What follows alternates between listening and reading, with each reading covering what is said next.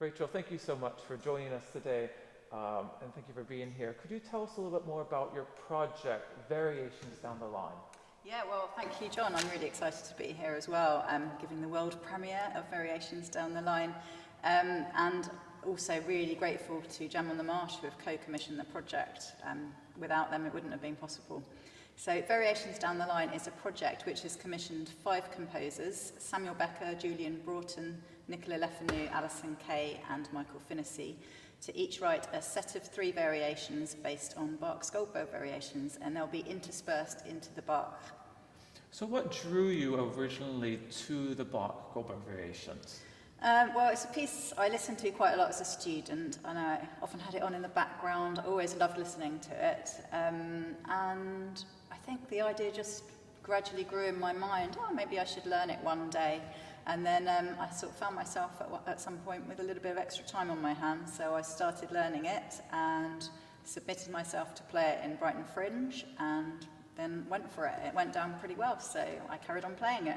Most people might know the name Bach and Goldberg Variations together, but they might not know the history of the piece and also maybe where the name came from. If you could expound a little upon that. Okay, well, we don't really know exactly why Bach wrote the Goldberg Variations, but we know he met Count Keyserling, who was the Russian ambassador in Dresden, and Keyserling rewarded Bach with a golden goblet containing 100 golden coins, which was the largest reward Bach received for any single composition. So whether it was a direct commission or not, we don't know. As for Goldberg Variations, that was actually a name that became attached to it way after Bach had died. It began because there was a rumour started by a musicologist called Forkel in the 19th century that Keyserling had commissioned it so that Goldberg, who was a very good harpsichord player, would play it to him to while away his insomnia. And so it's a very nice tale, but apparently there's absolutely no evidence to back it up at all. But nevertheless, the name Goldberg has stuck. And with it, there's the variations. Could you tell us how many variations there are and what links the variations together? Yes, so there's 30 variations, kind of splits into 2 halves of 15 in each half. And they're all based on the opening aria, especially based on the chords and bass line. So I'll just play that to you now.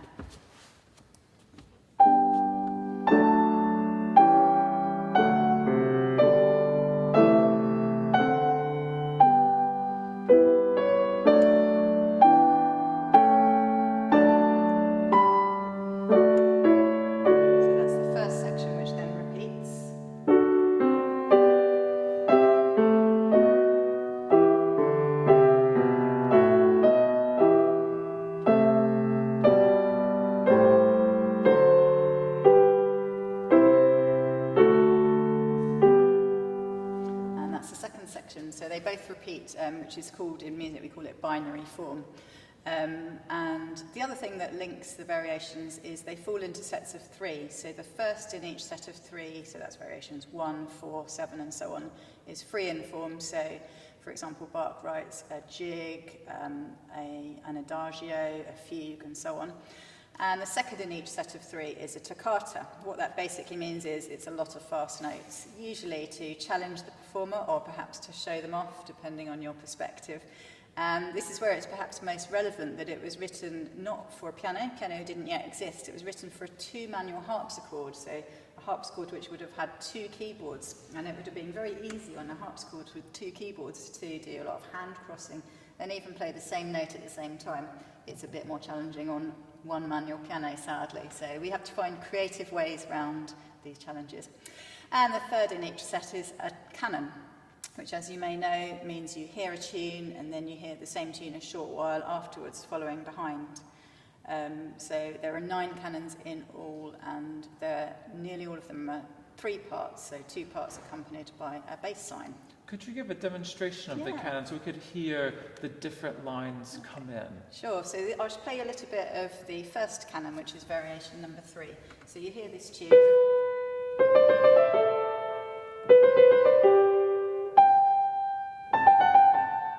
I'll show you how that all fits together.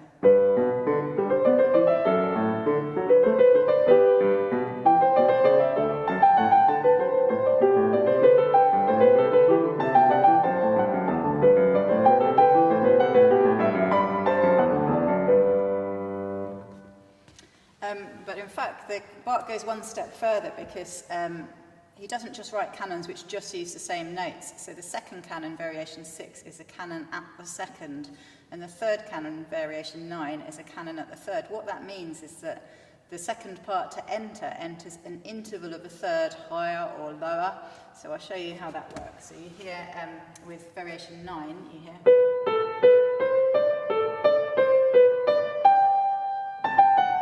And then the second part enters a third lower, so 2 notes lower.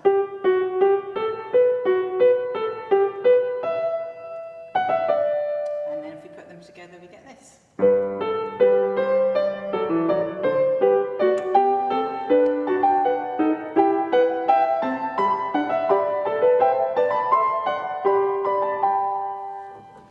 I'll just tell you one more thing. I hope you're finding the canons as interesting as me. The next canon, number 12, is not just a canon at the fourth, it's also an inverted canon. So that means instead of the melody going down and then up, it goes up and then down. So we hear... And then in answer to that we hear... So that's an inverted canon at the fourth. And at the same time, of course, Bach's keeping the same chords and bass line, so it's pretty clever stuff. So he really was a bit of a master of what we call counterpoint. That's when all the parts are equally important and weaving in and out of each other, and you'll hear that in a lot of the other variations as well. That's great, Rachel. Just moving back to the project variations down the line, could you give us, what gave you this idea for the project? It's, unusual to have for the tamper with the Bach Goldberg Variations is often thought of as a standalone set. So what was kind of this idea to commission these new composers? Well, I was running a workshop with some 16 to 19-year-old students at the East Sussex Academy of Music in Lewes, where I work. And I gave a little talk about the piece and some demonstrations, and then they got into small groups and they created their own improvisations and compositions based on the chords and bass line which I played you just earlier. And they created some really great pieces, and I thought, oh, it's really refreshing to hear these chords. Much, of course, I love the Bach as well, but it's lovely to hear them in a 21st century idiom. So I just thought, oh, maybe I should take this project a little bit further, and I chatted it through with a few colleagues who seemed to think it was a good idea. That's great. And how did you go about choosing the number of composers that you commissioned, and how did you actually go about finding composers? Well, I chose 5 because I wanted to do the sets of 3 that we talked about earlier. That was a really important part of the brief. And because they fall into the 2 sets of 15, really, it would be like creating another whole set. So that's why I wanted 5 composers. I wanted a mixture of styles, composers I had worked with and hadn't worked with, well-known composers, less well-known composers, male and female composers. But most importantly, I wanted them to be composers who I knew were very comfortable with counterpoint, because I feel that's such an important part of Bach's style.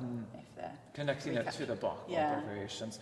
What was the composer's brief? Because often when a commissioner asks a composer to write something, you give them kind of instructions, etc., for what you want them to write. What did you ask of the composers? Yeah, so my original idea was for the variations to be based upon the chords and bass line. And many of them have done that, but also some of them felt that wouldn't work for their style of composing if for example, they write more atonally. So all of them have used the structure of the 3 variations. The first one, free choice, but obviously based on the Bach. The second one, toccata, and the third one, the canon. So that's the brief that everyone has done, and then they've all adapted other aspects of the Bach in different ways. Could you give an example of how it does relate to the Bach? Because it is a different time period, and it does sound different. But could you just give us an example of the keyboard of how they are connected and something we can listen to? So Sam Rebecca, that's the first set you'll hear after variation 6. He has stuck very strictly to the chords and the bass line. He's created a very grand piece. It reminds me a little bit of the beginning of the second part as well, which is a grand French overture. So I'll just play you a little bit.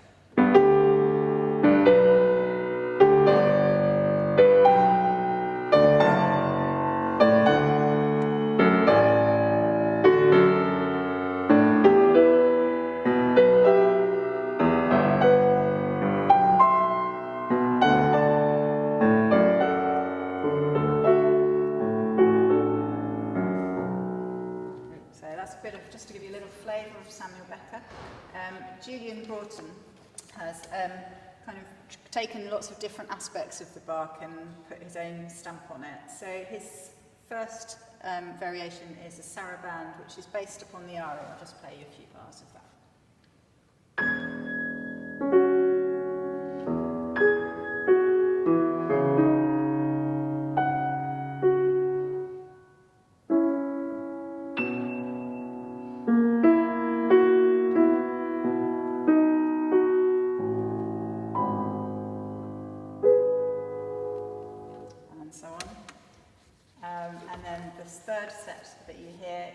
In the second half, Nicola Lefanu. I'll just tell you a little bit about the first one because she uses a very interesting technique where you hold notes down silently.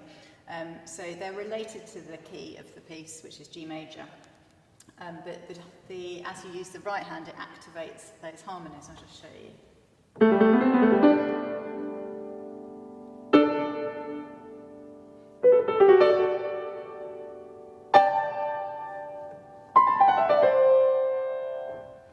That's great because you can hear the ringing of the chords in the air. Yeah, it's really nice actually playing it in a church because the resonance works. And in fact, she specifies that the tempo should be adapted if it's in a drier acoustic, maybe playing it a bit faster. So, Michael Finnessy wanted very much to base his variations on specific variations of the Bach. So he's written a set of 3 variations which are based on variations 19 to 21. So I'll play them obviously after 21. So I'll just show you how that works. So we hear a little bit, I'll play you a bit of the minuet variation 19.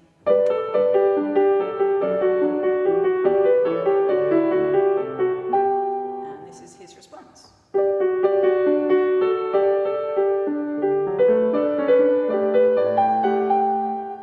so on. So just gives you a bit of a flavour. A lot of cross rhythms, so but very contrapuntal as well. A question for you, Rachel, something we haven't talked about was with the Bach Goldberg Variations, it's quite demanding for a pianist. Yeah. And many different things from just even slow playing could be hard, but also the fast, intricate contrapuntal sections. Yes. With these new pieces, could you maybe give an example of something that's really challenging to play that you found a challenge to really get into? Is there a section of it, one of the pieces? And what that might be, whether it's rhythm, whether it's a textural I could play you a little bit maybe of Michael Finnessy's Toccata, which is based on the variation 20, which is a very kind of cheeky, playful one. And he's written, I'd maybe even show the camera, you've got the melody notes and then lots of little notes going along with it. And he's left quite a lot to the interpretation exactly where I put those notes, but it's been quite a challenge to learn. So.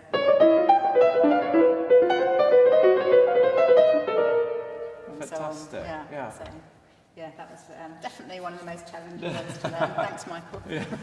That's great. And then I'll just play you a little bit of Alison, also based hers on a few different variations. The first one's based on the aria, but I'll show you how her toccata works really cleverly because it's based on variation 25, which is the third minor one. It's very chromatic. It almost uses quite different harmonies, really. It's the only one that does stray from the harmony. So I'll just play you the beginning of 25.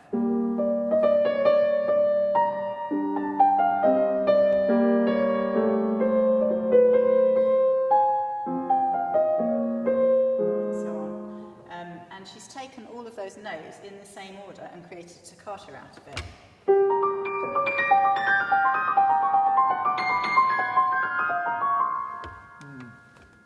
So I hope that gives you a little bit of a flavour of all of the sets of variations. With any project, there's always challenges. And in this time, with COVID-19, except there's even more challenges going on with the arts. Could you just discuss what you've found and how you've gotten around those challenges to bring this together today? Yeah, well, it has been quite a journey. It's a project I've kind of been working on for about 5 years, actually.